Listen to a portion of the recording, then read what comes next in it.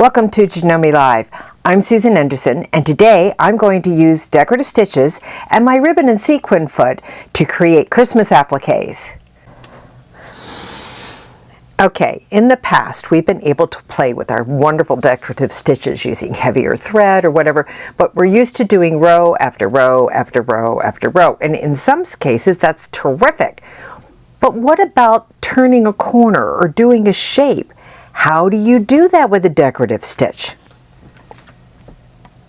Now, in order to get a curve, I'm just going to go ahead and mark a curve on this. Now, I could just freehand it, but since I want it to be a little more controlled, I do have a ruler that has a curve. Now, this is for free motion quilting, but what I'm going to do is I'm just going to use this nice soft beveled curve and just do a couple of these lines down so that I can get just a little bit more of a design. Now, that's kind of extreme. Maybe what I really want to do is this one that's a little softer. Okay, so let's go ahead and try this out in the middle here. And we're just going to do a nice soft curve like that. And I'm going to just move this up on a line. Make sure we've got this even. And do another line. Okay, so I've got a couple lines here that's going to get me started, and then I can use my presser foot as an edge for it, or my edge guide, either one. Now I have my machine set with my F foot with the little guide in the front because I'm going to use that for my line. I've got a pre-wound bobbin, and right now I've got red thread in here. I'm going to use one of my favorite features, which is the stitch reference key at the bottom of the screen, and go through all the wonderful designs that we have in our machine to select a pattern. I want to select short patterns that will be easier to curve. I'm going to leave it at 9 millimeters. You can change it if you desire. And again, at my machine, I'm going to set this down so that my mark on my front part of my foot is going to go to a straight line. And I'm also going to be using the bullseye icon or button on my machine.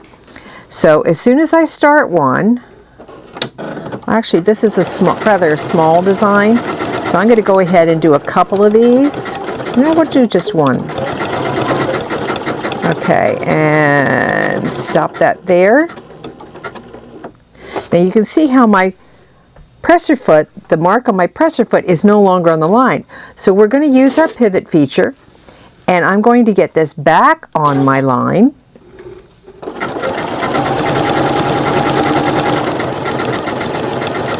And one more, and we'll just finish that off.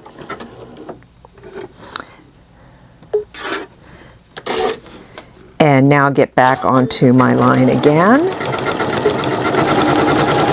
One at a time.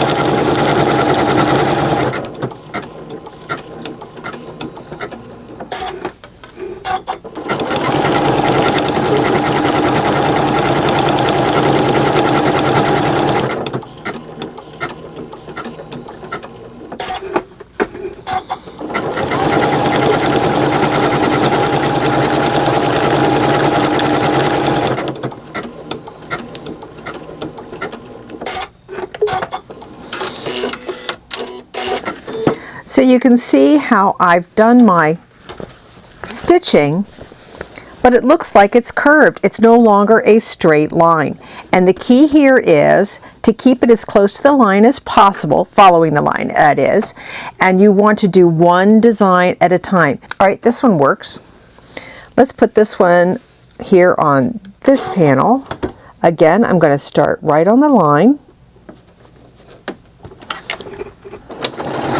And we're just going to press the bullseye as soon as I start to sew.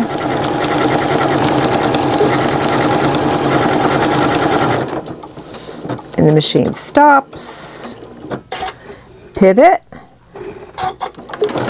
Press the bullseye as soon as you start to sew.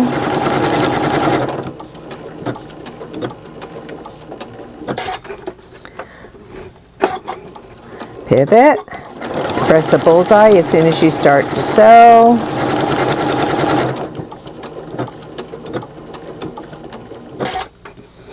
Pivot. Press the bullseye as soon as you start to sew.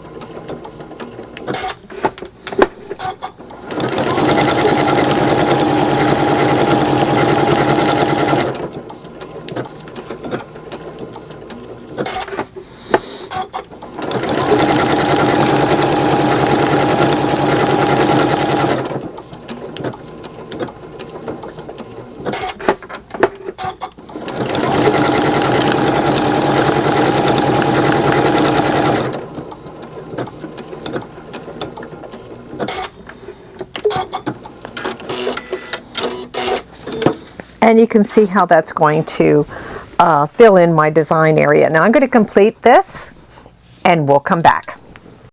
So what I've done is I've taken a piece of satin I want to use for the applique and I've backed it with fusible tearaway. Then I've drawn an X using a ruler. This is to give me guidelines for the ribbon I'm about to apply.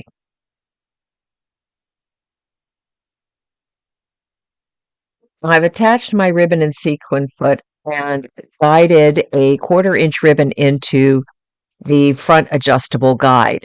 I've also laid out the different width ribbons and colored ribbons in the sequence I would like them to lay in my plaid. I've also set up my machine in a 3-step zigzag pattern. This will keep the fabric from tunneling because of the extra breaks in the zigzag. And I'm using a matching colored thread for each ribbon. Now, in a plaid, you go over one ribbon and then under the next ribbon. So you will have to remove the ribbons and place them where they need to be, either under the pressure foot, which they already are, or over top of the ribbon into the presser foot from the side.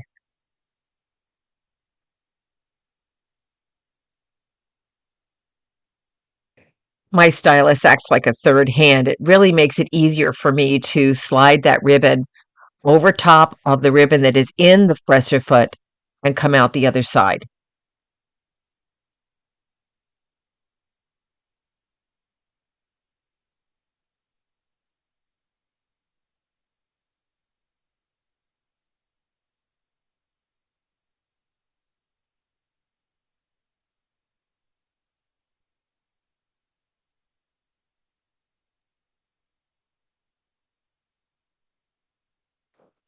Here is why the guidelines become important, because as you can see, keeping that presser foot straight while sliding the ribbon can be a bit of a challenge.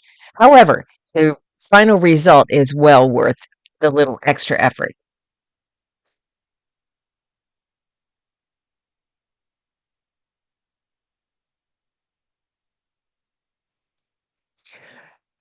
I found that this little space just below the adjustment screw on top of the white plastic guide for the ribbons works perfect for 1/8 inch wide ribbon.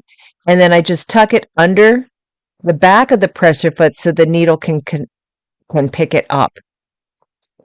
I've narrowed my stitch width down to about 3 millimeters, changed my color thread, and pulled back the ribbons that I don't want to stitch across, which is every other ribbon.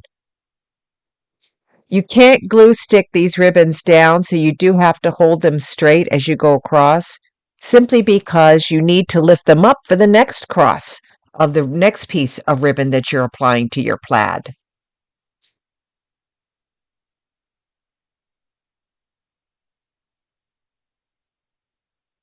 Now fold back the ribbons that you had folded away from the stitching line and pick up the opposite ribbons to fold back out of the stitching line and lay your next ribbon.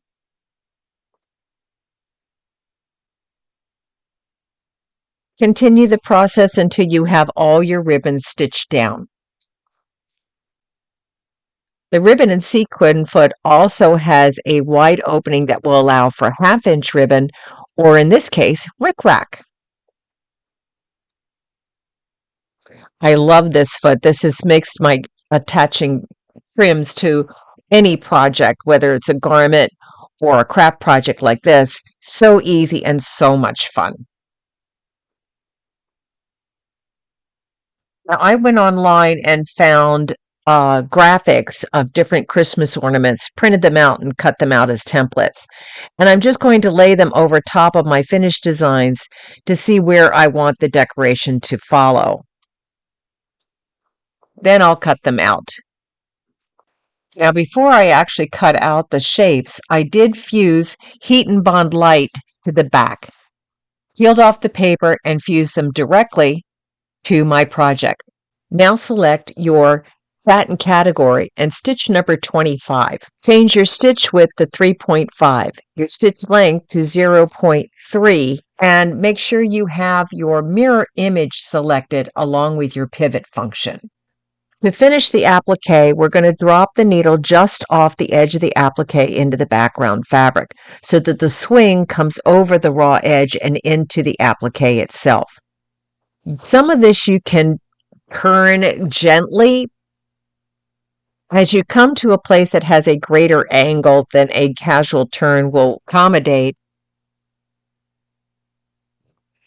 stop with the needle to the direction you will be pivoting your project. So if I'm rotating my fabric clockwise or left, I'll need to stop with the left swing of the needle.